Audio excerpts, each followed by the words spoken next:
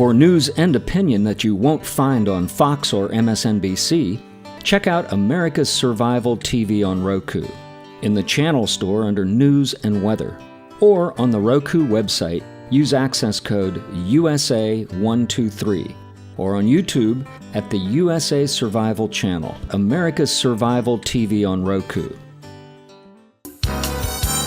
Radio for Readers, Bookmark. This is Bookmark. I'm Marc Bernier. The nation's top authors are coming up next.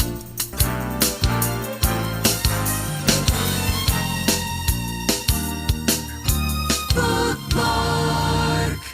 Now, among the Bloodpeople, Politics and Flesh, Thomas Glave, who was once a professor over at MIT among his many travels, is joining us for this discussion. Thomas, thanks for being with us. Thank you very much, Mark. You did a lot of research in the islands, and I believe, are we talking Jamaica and then England, the way that gays and lesbians are treated and they're tortured? Why the title, Bloodpeople? Well, Bloodpeople, in my imagining, refers to family ties and also ties of ancestry, as well as ties of society and culture, right? And in Jamaica, we say if you're of someone's blood, right, that you are family to them, Okay. right? So in the larger sense. Well, let's do an overview first. Jamaica, then England. How, by and large, does the Jamaican society treat gays and lesbians? Do they treat them with prejudice? Do they treat them with acceptance? Is it different from this country? And if so, how? I think it's quite actually similar to the United States in many ways. The levels of hatred and discrimination are similar in some ways, given the religious fundamentalism in the U.S. It's very similar in Jamaica, maybe a little bit more forceful. And then there are pockets of acceptance, right, which don't get talked about very much. But there are real similarities between the two countries. I mean, my main concern, as you can tell from the book, is really to look at what I can do to change some of the discrimination and the hatred and the rage in Jamaica. Okay, let's go to England and then come back to Jamaica. What did you find in your research about what goes on in England? Well, in the UK, I was not there actually doing research on homosexuality. I was actually at Cambridge writing a book about Cambridge itself and my time there.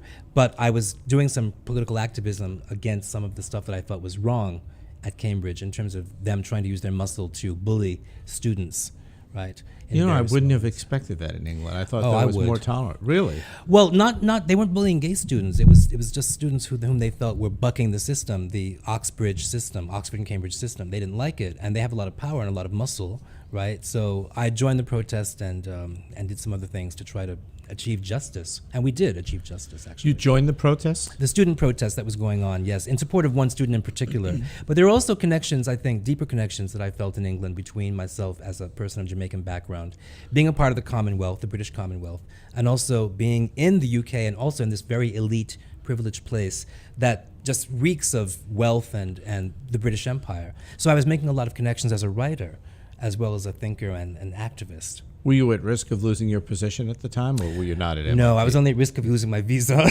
I think, yeah. That right. didn't happen. Jamaica. Talk about what happens to people in Jamaica who have that lifestyle. Well, you mean gay people? Yeah. Well, many things happen. We fall in love, we have relationships, and sometimes we don't do very well with those, like everybody else, everywhere else. And sometimes we have problems with violence, as also happens in this country. You know, I think that until we see in the world a general acceptance and level of comfort with homosexuality, this kind of violence is going to continue everywhere. It just so happens that I focus on Jamaica because Jamaica is the most important place on this planet to me. Well, what brings that out? I mean, are there health issues or fear? I think it's fear and ignorance. I think that fear and ignorance everywhere, and also people's commitment to live with religious fundamentalism that they feel answers questions that are really unanswerable about life and death and so on. Really? That's a totally different impression than I had as not a person who's either from Jamaica or lived there. I thought that there was a more tranquil, accepting atmosphere of people. Well, how accepting is it in the United States? I mean, look at the debates that we're having in this country about gay marriage and how people are so resolutely against it, and how the United States is not like Canada, does not have a uniformly gay marriage law, and people still revolt against that, and they're frightened, right? Americans are really frightened of this, and I think that it's the same thing, you know? But in this country, they seem to be gaining strength. Slowly but surely, but it's taken a long time, and there's still pockets of real resistance. I think that Jamaica is probably in the place where the US and the UK were, let's say, 45, 50 years ago. And hopefully things will change as the religion is somehow abraded a little bit so that people can see that there are different ways of thinking. We can't live by fundamentalist Christianity, right? We have to live by humanity. Would you say, though, that in this country, gay and lesbians are more treated like a protective class than anywhere else? I mean, No. if you're... Absolutely not. Okay, I really? certainly wouldn't. No, not in the United States. Absolutely not. We don't have the rights in this country that people have, like LGBT people, for example, have in Canada or in the UK in terms of protection for jobs, housing, healthcare, and so on. Not at all. No, not yet. My understanding was that it was unlawful to deny a person housing because of their gay or heterosexual lifestyle. Well, it depends on what state you're in, right? And the Deep South is still very much a case in point where this is not the case. Where, that is to say, full equality has not been achieved yet. In other words, if you're in Alabama, you could be denied residency somewhere based on being gay. Oh, absolutely. But even if people don't outrightly say that it's because you're gay that they're denying you something, they can do it in covert ways that are not as evident, right? That then can achieve their goal of keeping you out of something or harming you. People don't have to come out and say that they hate you to actually act out hatred. Don't you have to pretty well prove that, though? I mean, Prove what? well, where is the greatest case in this country where people are being denied their legal rights for housing or a job based on their gay lifestyle? Oh gosh, I mean, it happens all the time with lesbians, and I mean, there's so many cases right now that are still pending in the higher courts, and some of them have gone to the Supreme Court. Lesbians, for example, who have children who have been told that they cannot keep these children, their natural-born children or their adopted children, because they're lesbians. They're right? taking them away from them? This has happened in several cases, and it's happening right now. We can go on the internet and find the case. I mean, there are many, many, many cases. I mean, even though we mustn't be fooled by the illusion that because we have a little bit more freedom with gay marriage, that A somehow lot more. I mean, look at the states. One achieved. by one, they're accepting it. Yes, but still, it's less than 15 states out of 50. So I mean, I think that it's important to think about that too. It's not even like what? It's not even 10%. It's not even, well, it is more than 10%, I suppose, if it's 15 states. But still, we have a long way to go. I mean, what I want to say to you about this is that it's important to look at the nuances of the slow acceptance and the slow attitudes changing, and how these bear in many ways a relationship to Jamaica. I would never want to demonize Jamaica and say that it's the worst place in the world. People have said that, and I think it's very stupid to say that. But as I say, it's the most important place to me. And I want to make it a better place for me to live in and other people like me, other gay and lesbian people. Are gay and lesbian people imprisoned in Jamaica for their choice? Not necessarily for homosexuality, but that's actually a very slippery slope question, but more for certain forms of sex, for example, anal sex, as it's called buggery in the British law from the 18th century that's still on the books in Jamaica, as well as certain forms of oral sex and so on. As used to happen here and in England as well. These are British colonial laws, right, that are still on the books in Jamaica. Jamaica's So how do they British do that? colony. I mean, what goes on in a person's bedroom is their business.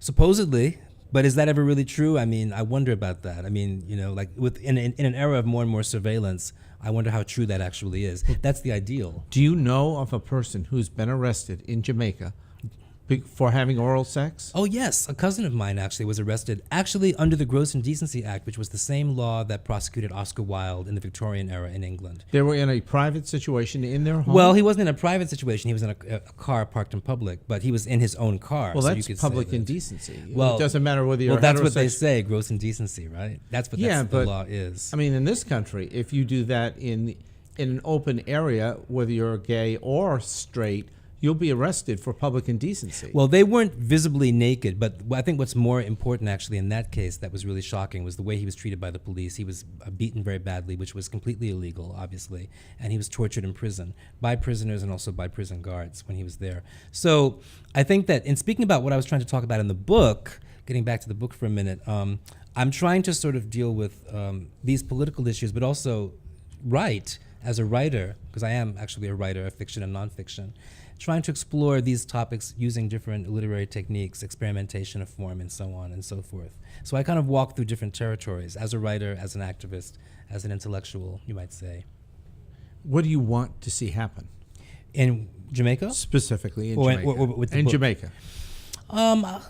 The social change that I've been working for. I think that it is happening. I mean, I've seen it happen since I helped to form a gay and lesbian organization, the Jamaica Forum for Lesbians, All Sexuals, and Gays.